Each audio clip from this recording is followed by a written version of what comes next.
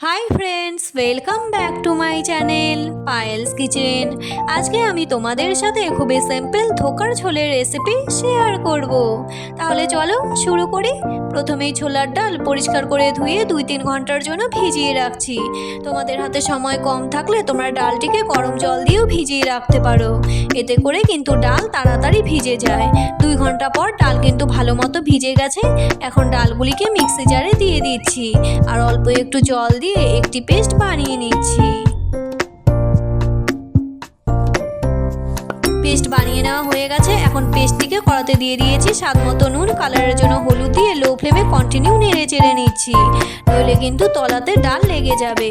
কিছুটা গরম মশলা আর ঘি দিয়ে দিলাম এর টেস্ট বাড়ানোর জন্য।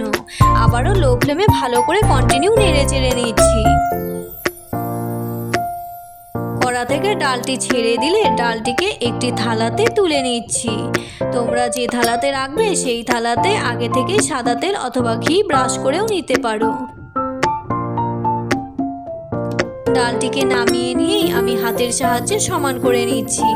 তোমরা ডালটিকে একটু ঠান্ডা করে নেওয়ার পর স্প্যাচুলা অথবা হাতের সাহায্যে সমান করে নিতে পারো। সমান করে নেওয়ার পর একটি ছুরির সাহায্যে কেটে আমি ধোকার শেপ দিয়ে নিচ্ছি।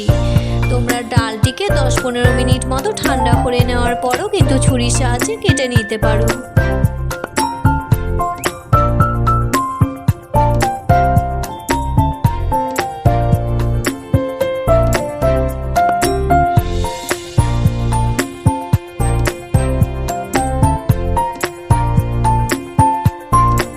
আমি ধোকার শেপ এইরকম রেখেছি, তোমরা চৌকোও রাখতে পারো। এখন ঝোলের জন্য আলুগুলিকে এইরকম কেটে নিয়েছি। কড়াতে সরষের তেল গরম করে ধোকাগুলি আমি উল্টে পাল্টে ভেজে তুলে নিচ্ছি।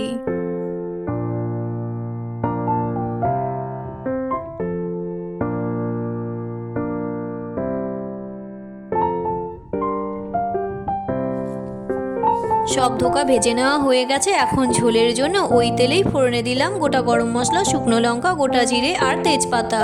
ফোড়ন ভাজা হয়ে গেলে কেটে রাখা আলু হালকা করে ভেজে নিচ্ছি।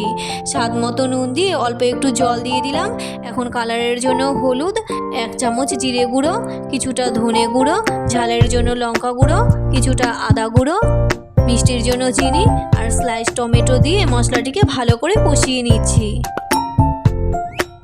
কালারের জন্য কাশ্মীরি লঙ্কা গুঁড়ো দিয়ে দিলাম। মশলাটিকে ভালো মতো কষিয়ে নেওয়ার পর ঝোলের জন্য পর্যাপ্ত পরিমাণে জল দিয়ে দিচ্ছি।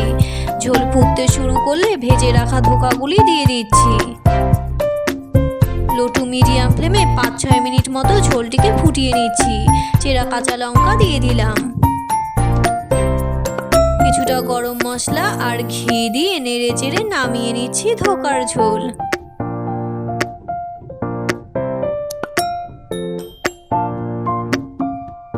তাহলে বন্ধুরা, আমার আজকের এই রেসিপি তোমাদের কেমন লাগলো অবশ্যই কমেন্ট করে জানিও।